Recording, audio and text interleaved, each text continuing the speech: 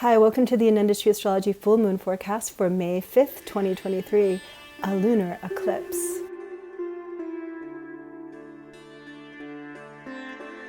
The moon is waxing, the energy is increasing. How are you feeling? The moon is waxing, getting bigger and brighter. And on May 5th, between 8:14 a.m. and 12:31 p.m. Pacific time, the Earth's shadow will graze the moon, cause a penumbral lunar eclipse, and then the moon will begin to wane again. On edge, overwhelmed, things accelerated, things not as you had planned. We are in eclipse season, and this one's been a wild ride because it's been combined with Mercury retrograde and a very transformative transit of Jupiter, the guru, from Pisces into Aries to join Rahu, the head of the snake that causes eclipses. So the heat is definitely getting turned on now astrologically. There's a lot of fire energy now moving forward into 2023. Jupiter's transit into Aries is definitely a creative spark, a push for true self-expression, a connection into what is truly authentic for you, but it's also creating possibly a lot of tension and conflict within and without. At least a very exaggerated energy we're going into. A lot of fast forward, a lot of real maybe difficult and new decisions coming forward around ethics, around our personal beliefs. And depending on how Jupiter transits your natal chart, it can show up in different ways. It could be bringing a big gift, a big growth spurt in some area of your life as well, an opportunity like maybe you've never had in your lifetime before. So I've decided to do horoscopes for this Jupiter transit and also talk more about what's going on a personal level and on a broader social level as well. So check out my horoscope class. It's coming up on the 14th of May, so be sure to get a place before it fills up. I will leave a link in the description window of YouTube, and also you can check it out on my website, anundastrology.com. So this sort of epic step of Jupiter leaving Pisces and moving into Aries has punctuated an extremely powerful eclipse season that we're in.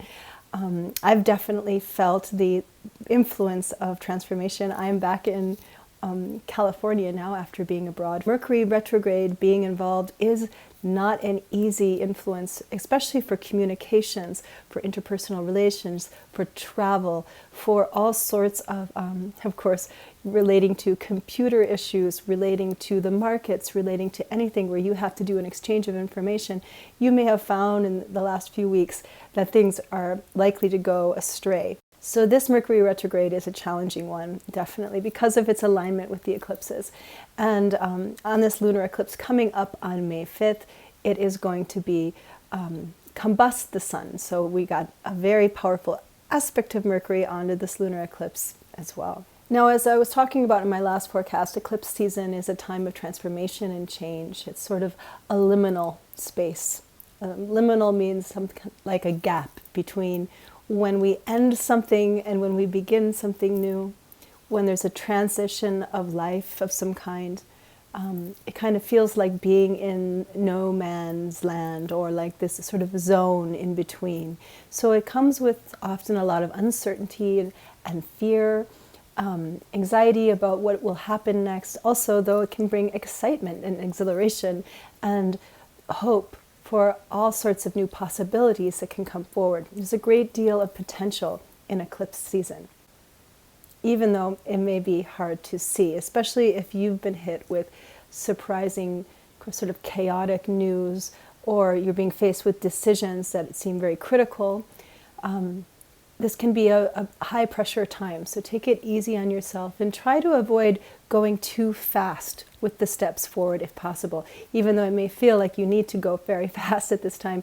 With Mercury retrograde, he's going to keep dragging you back and maybe make you do things over and over again. Mercury retrograde will end on May 14th and begin to go direct, and that's the day he's kind of stopping and turning around. So there could be some important turnarounds by the middle of May for you. So this lunar eclipse is penumbral, meaning it's not as dramatic as a total lunar eclipse. It's being grazed by the tail of the snake the eclipse snake Ketu, the one who brings liberation. And it is in the star or the nakshatra called Vishaka nakshatra. Vishaka nakshatra is a very fierce nakshatra. It has a lot of power of focus, and it actually has the power of Agni and Indra within it. So there is a fire within this lunar eclipse as well. A very powerful fire to focus and get clarity where maybe there had been a lack of clarity. You know, they say Mercury, when he goes down into the combustion, when he's not visible, he's very close to the sun as he is now and through this lunar eclipse time. He is, in a sense, sort of dying. He's going down to Hades to meet the Lord of Death and bring messages back. And so he is the one who dives into the inner realms, these places that are unreachable. Mercury's name in Vedic astrology is Buddha. Buddha means mind, and how we process information.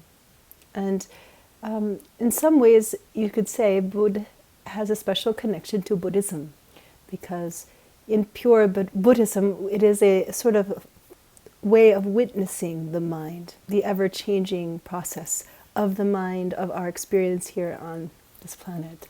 And so it's interesting that this lunar eclipse happens to also be celebrated as Buddha Purnima. Buddha Purnima always lands on a full moon in May. It is celebrated as the day of liberation of Gautama Buddha.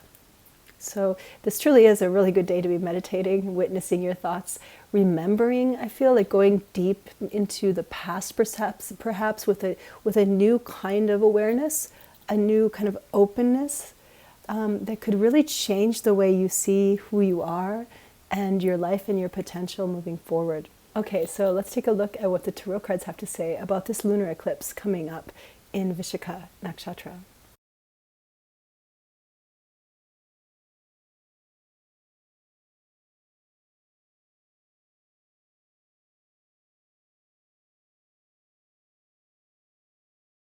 Okay, so the first card that came through is the nine of fire, the 9 of wands. Yeah, again, something really fiery coming forward in this time. It can bring clarity and light. And the 9 is a card that indicates there's a lot going on. So it's a high number, a lot on your plate perhaps, a lot to consider. And the princess of coins, or discs, the page of discs. You know, there's something also quite practical that this card's talking about. Perhaps it's about money, the economy, how this Mercury retrograde may be slowing the economy down. But also this card promises a sort of rebirth, too, as Mercury moves direct after the 14th and becomes stronger. And then another fire card. So we have 2 fire cards here, a very high number, 9 and 10. So yeah, there is something that is perhaps having to end, something we have to let go of, some part of the past, and we can no longer carry it. This is a card of a lot of fire, a lot of intensity as well, over acceleration or burnout even. So, you know, slowing economy sometimes is a good thing. It's because it needs to slow down, to recalibrate. Just like sometimes we need to slow down to recalibrate, to reassess where we are and what we're doing. The fires of change, the fires of transformation, a creative fire burning hot within and without, so strong that perhaps it's overwhelming to cause alarm. This is not an emergency. This is a time to actually slow down. There's a great gift within the chaos and uncertainty. Put your burden down and take a rest. Things must close in order for a new path to be open. Great. Thanks for coming to the Anandashri Astrology Full Moon Forecast for May of 2023. I do offer one-on-one Vedic astrology readings and tarot readings online. You can book one with me through Zoom on my website, unendastrology.com. Also, be sure to check out my Facebook page, Instagram page, and of course, subscribe to this YouTube channel. And I will see you soon on the next new moon.